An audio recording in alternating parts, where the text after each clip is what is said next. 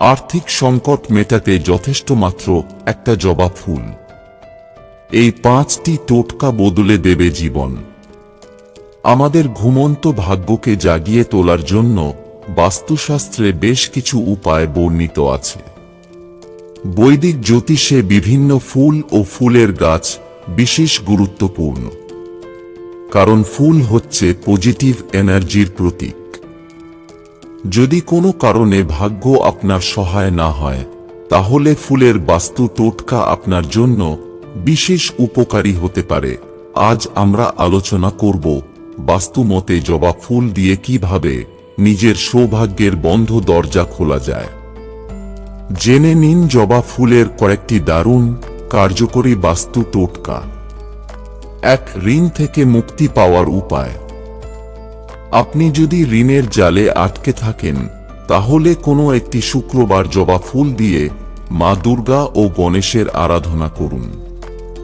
পুজোর পরে এই জবা ফুল আলমারিতে, যেখানে আপনি টাকা রাখেন, সেখানে ভরে রেখে দিন। শুক্রবার থেকে শুরু করে টানা 7 দিন এই কাজ করতে হবে।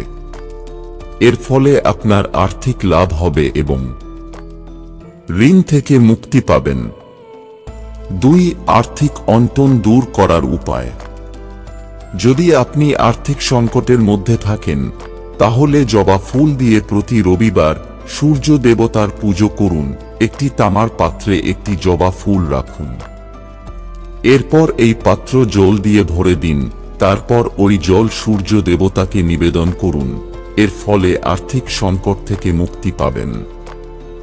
3. বাড়িতে সুখ শান্তির জন্য। বাড়িতে জবা ফুলের গাছ থাকলে আপনার বাড়িতে পজিটিভ এনার্জি থাকবে, তবে এর জন্য আপনাকে সঠিক দিকে জবা গাছ পুঁততে হবে।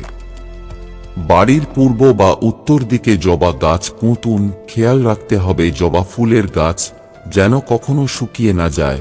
এর ফলে আপনার সংসারে পজিটিভ এনার্জি প্রবাহিত হবে।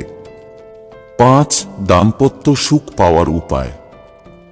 স্বামী ও স্ত্রীর মধ্যে ভুল বোঝাবুঝি এড়াতে জবা ফুল বিশেষ কার্যকরী। যদি স্বামী স্ত্রীর মধ্যে সব সময় ঝগড়াঝাটি হয়, তাহলে সংসারে শান্তি ফেরাতে জবা ফুল কার্যকরী ভূমিকা নিতে পারে। রাতে শোয়ার সময় একটি জবা ফুল নিজের বালিশের নিচে রাখুন। এর ফলে জীবনসঙ্গীর সঙ্গে আপনার বোঝাপড়া ও ভালোবাসার বন্ধন আরও মজবুত হবে। 6. ক্যারিয়ারে উন্নতির উপায়। চাকরি ও ব্যবসায় উন্নতি করতে হলে বাস্তু অনুসারে জবা ফুলের এই টোটকা বিশেষ লাভজনক। প্রতিদিন মা লক্ষ্মীকে মিছরি ও জবা ফুল নিবেদন করুন।